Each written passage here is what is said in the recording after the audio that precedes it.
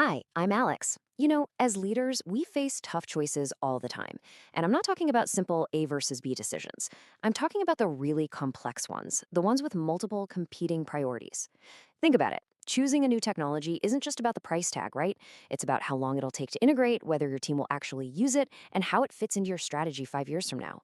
So, how do you make the best choice when it feels like everything is a priority? Well, the hardest decisions always, and I mean always, involve trade offs.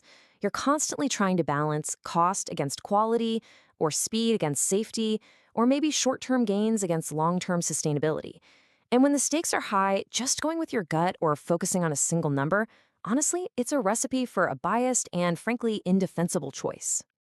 So you've really got two paths you can go down.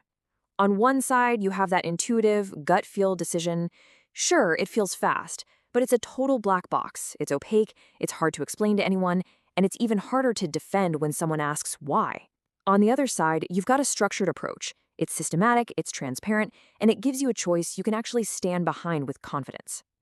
And that's exactly what we're going to do today. We're going to walk through a really powerful framework called multi criteria decision analysis, or MCDA for short. I'm going to break down exactly what it is and how you can use it step by step to bring some much needed clarity and defensibility to your toughest decisions.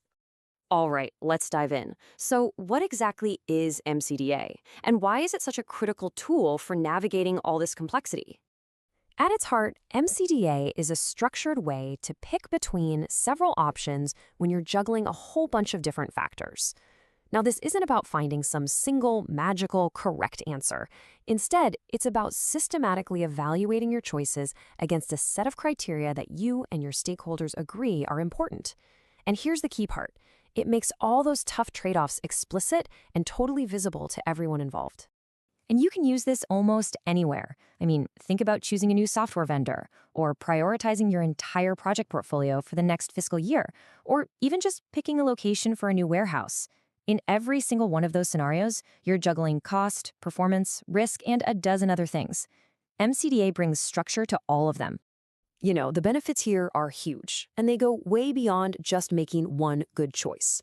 The moment you make your criteria and their importance clear, you start building real consensus.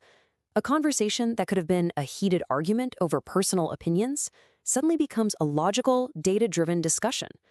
And that transparency, that is absolutely crucial for getting genuine buy-in from your stakeholders.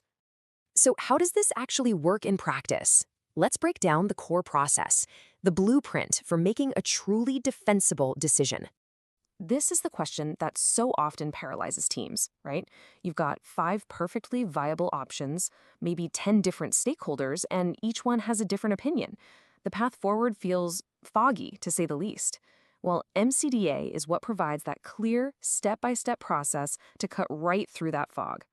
Okay, here's the 6-step process. First up, you define the problem and lay out all your options. Simple enough.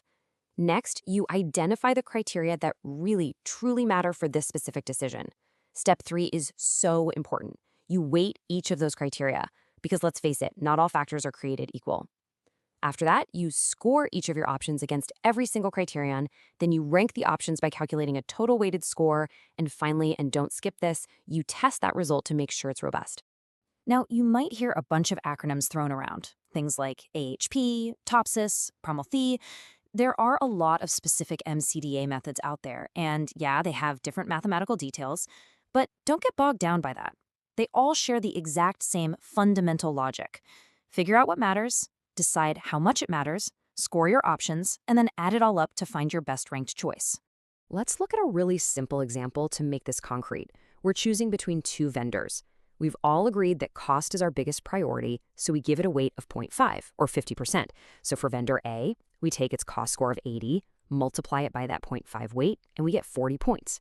We do the same thing for quality and time, add them all up, and vendor A gets a total score of 73. Now look at vendor B. It has a way better quality score, 90, but because its cost score is lower and because cost is weighted so heavily, it ends up just behind with a total of 71. See? The trade-offs are now quantified and crystal clear.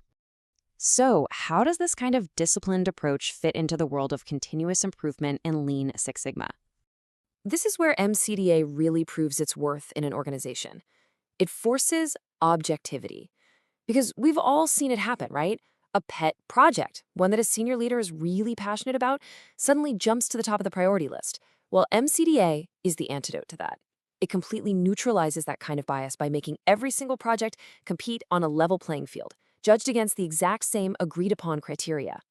And within a Lean Six Sigma framework, MCDA is just invaluable.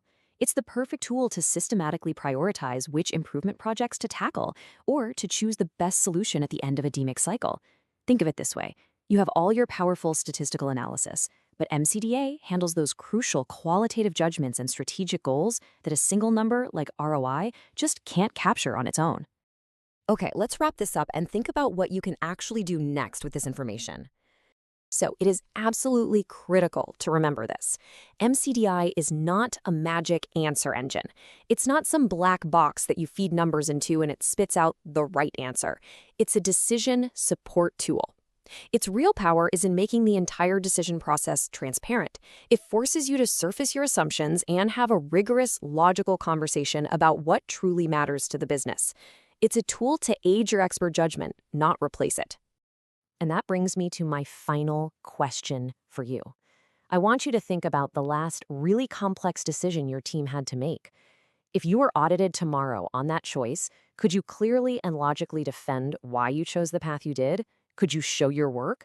If that question makes you hesitate, well, you've just found a huge opportunity for improvement.